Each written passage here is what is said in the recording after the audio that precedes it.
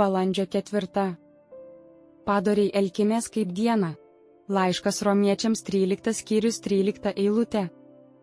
Kiekvienas turėtų stengtis būti sąžiningu, ne tik piniginiuose reikaluose, bet ir elgesyje su artimais, su broliais, o visų labiausiai savo įsitikinimuose, kurie susiję su Dievu ir tikėjimu. Būtent šioje srityje esame išbandomi. Šio išbandymo tikslas yra palikti tuos, kurie labiau myli žmonių malonę negu Dievo, ir kurie nesąžiningai nori išpažinti, bei skelbti melą ir meluoti.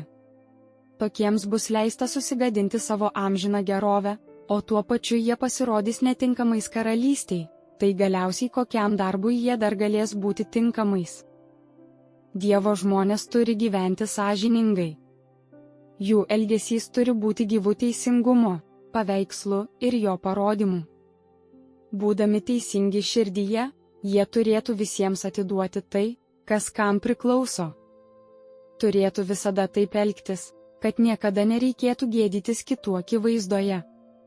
Turėtų elgtis sąžiningai, lyg tai darytų tūkstantmetinės karalystės dienoje, ir taip, lyg kad būtų matomi Dievo ir visų žmonių.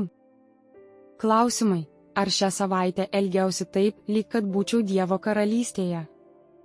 Kokiose aplinkybėse? Kas man tame padėjo, kas trukdė? Kas iš to išėjo? Padoriai elkimės kaip dieną. Laiškas Romiečiams 13 skyrius 13 eilutė.